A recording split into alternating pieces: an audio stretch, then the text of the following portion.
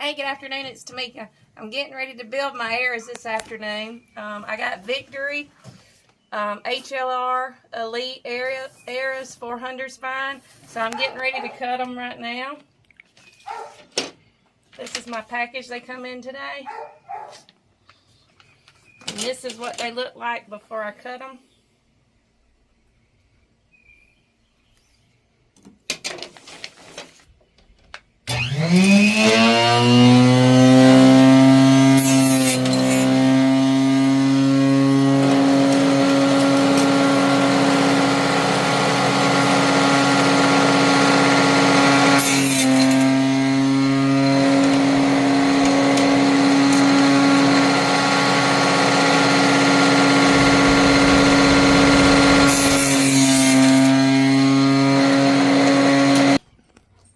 Okay, when Eric make his arrow build here, we're gonna take and after we cut them, we're gonna take and use the last chance archery squaring tool on the tip of them. That thing, when it cuts it, it don't cut them 100% square. So all we do is we're gonna stick them in here, put a little forward pressure to it. I added a 2x4 on this thing to help hold it down, and I'm just gonna roll it one direction, several rotations, keeping it square down in the rollers.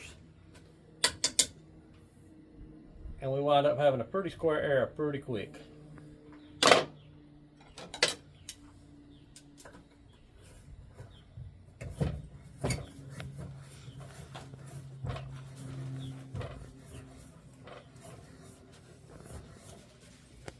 Just make sure you keep even pressure on it when you're spinning it.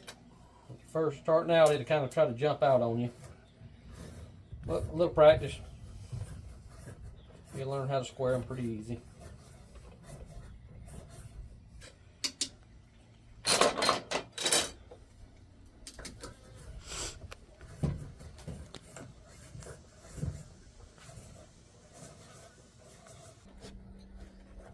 Okay, we've got them cut.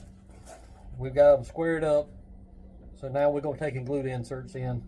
We've been using this boning hot glue.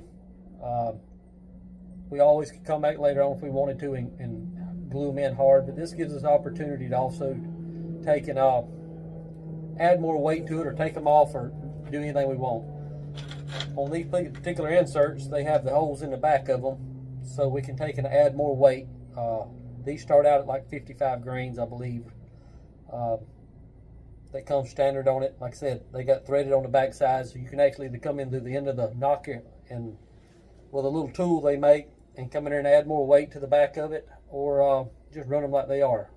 So we're going to take and build these. We don't like them. Like I said, we can always add more weight. So I'm going to operate the dangerous end. Megan's going to hold the insert. It's a kind of a two-person process.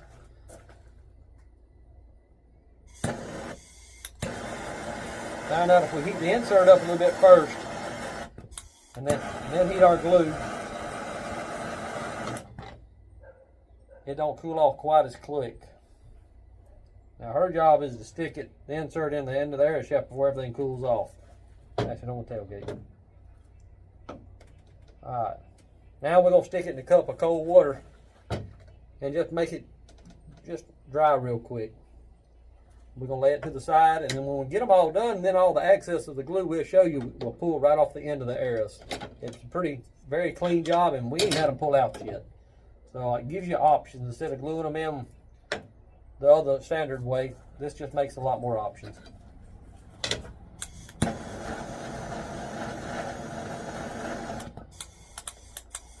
And it don't take this stuff very long to get hot.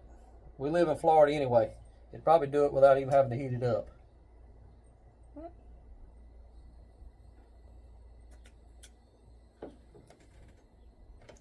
Alright.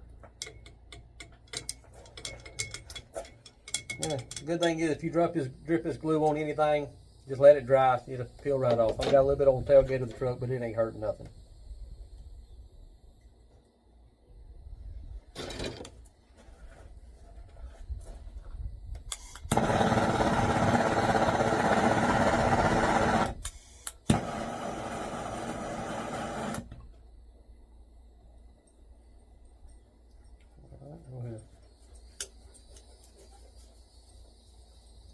You kind of got to do it in a little bit of a timely manner because it will dry pretty quick.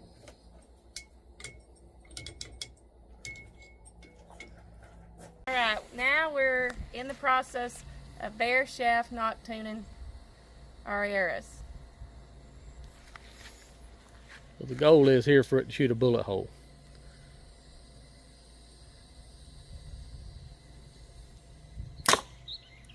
Alright, so let's go up here and look. That's pretty good if you can see that. Victory puts a spinal line on top of their arrows that's pretty stinking close, but we just verifying it. This is a timely process. It might not be for everybody, but we're just making sure the bow and the arrow, or the arrow in other words, is coming out with the spine in the same direction. That's all we're doing. Now if it wouldn't have shot a bullet hole, we would have took that spinal line.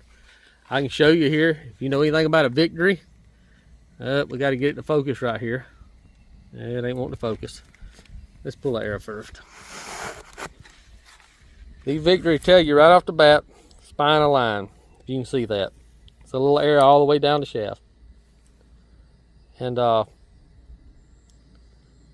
anyway, it ain't focusing. So as she's loading this other arrow, we've done 5 or 6 of them, and all I've done is taken a Sharpie. Now if you can see the line that I've got on there, I've marked it to where we had that on the upside, so that's where our cock feather will wind up going when we fletch it. So let's see if she can shoot a bullet hole with this one. If it don't, we'll take and rotate the nock 90 degrees and we'll shoot it again. And most time you can find the best side of the arrow. Well, lucky number 2. We got another bullet hole. So we ain't having to spin them very much. These things are pretty much on the money. Victory does a good job on spinal lining, and it just takes time for 12 arrows. Okay, Travis is getting ready. He's showing you how he's marking where to put my fletching. Well, that's where our cock feather will wind up going. When you start out, these little nocks, everybody probably knows it, just make sure that little thing is on the bow hunter side of it, or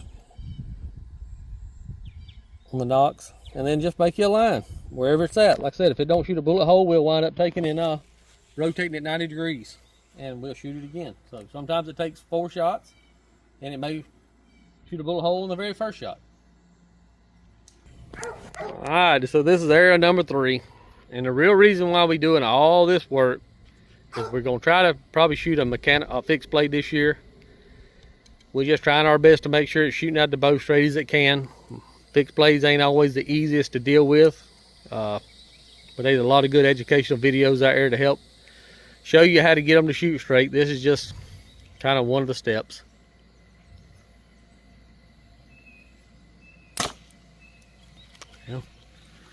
We 3 for 3. We ain't had to do nothing. Ain't had to turn it. That and quite ain't as pretty as the other ones, but it's pretty stinking close, and I believe that's as good as we can shoot. So that's how we gonna leave it. All right, we're gonna see if she's 4 for 4. Just make sure if you're doing this, try to have your bubble as straight as you can. We've verified our center shot on our arrow with 13/16. And it's just been working. Alright, so that got a little bit of a rip. Now, that could have been some hand torque in her, but we actually going to take and turn this nock 90 degrees and see if we can make it better. Okay, I rotated the nock 90 degrees to the left. So it's setting at the 9 o'clock position now.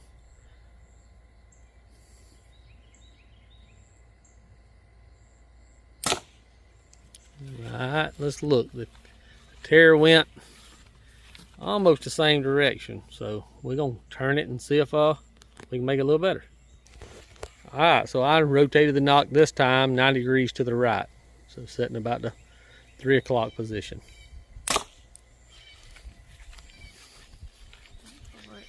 Alright, that rip is straight right. We got one more direction, we'll see. Alright, so this time I've done it 180 degrees, so the spinal line that come off the arrow is on the very bottom side. There it is. 4 shots, went around the world, but that's definitely a better hole than the other ones that she started with. These tears right here, this one, and this one right there. We ended up with a bullet hole. 3 more to go. Let's see if this one does it the first time.